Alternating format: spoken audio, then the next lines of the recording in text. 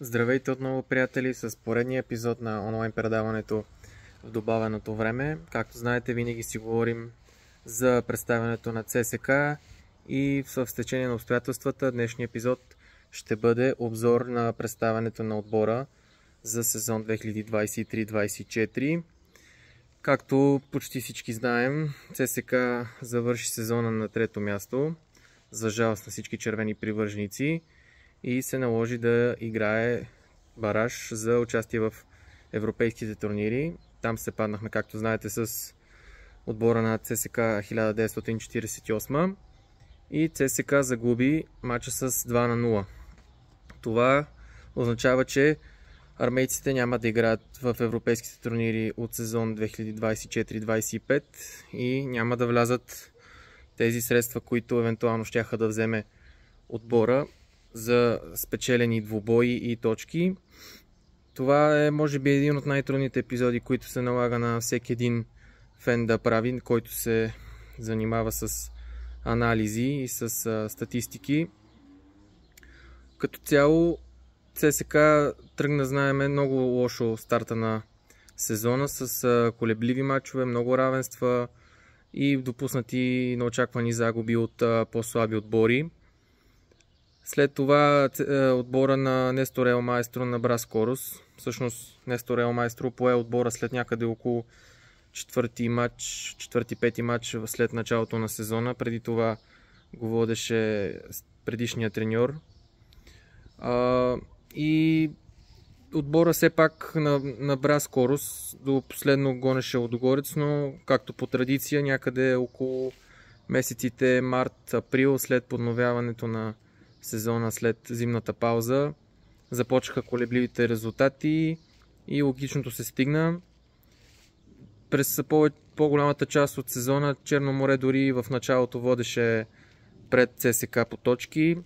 ЦСК успя да настигне моряците, но изоставаше след това значително от Лудогорец и в края последните 5-6 мача, заключителните мачове, Черно море успя дори да изпредвари ЦСКА и да го прати на третото място. Там загубихме и сезона може да бъде определен като един огромен провал.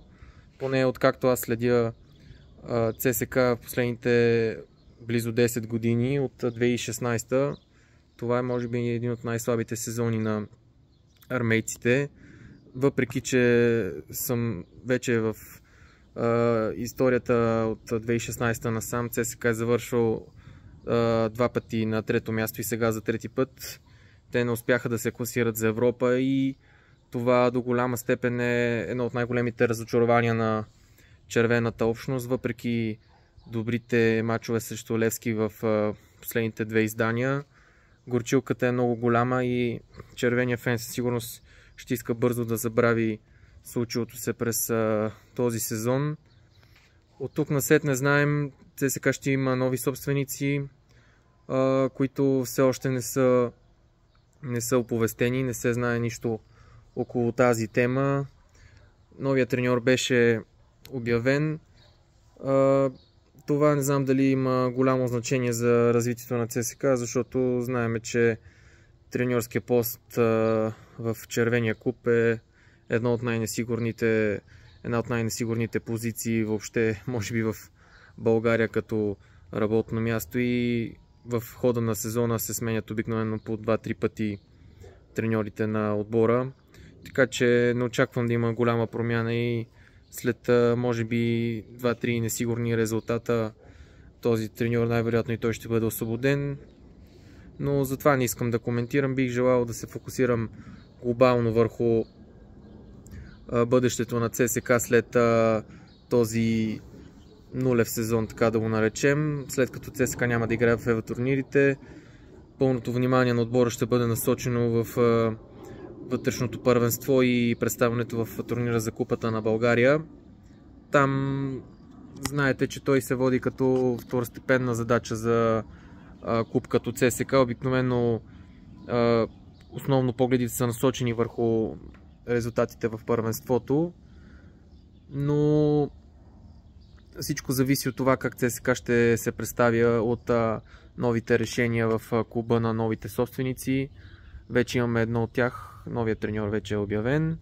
Следва да видим селекционната политика как ще се проведе.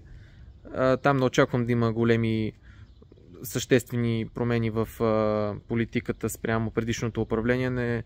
Никой не очаква да се раздават големи суми за нови играчи. Най-вероятно ядрото на отбора ще се запази, но със сигурност ще бъдат взети доста голям наброй играчи, може би 10 за новия сезон. Горе-долу това е картинката в момента. Доста разочароващо за всички червени привърженици.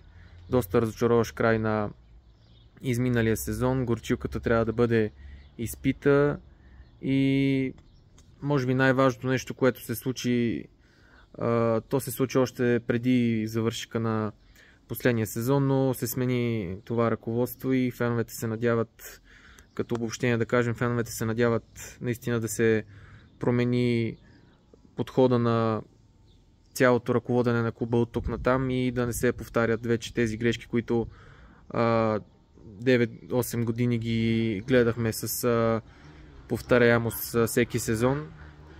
И в края на краищата стадиона, разбира се, да бъде построен без забавяне, без някакви пречки от страна на институциите, всичко да се надяваме да върви гладко и да видим представянето на отбора в контролите преди подновяването на първенството, което обикновено започва средата на месец юли, така че отбор има дори по-малко от един месец от началото на летния лагер до подновяването на първенството, така че можем да пожелаем единствено успех на 31-кратните шампиони и феновете да си държат нервите.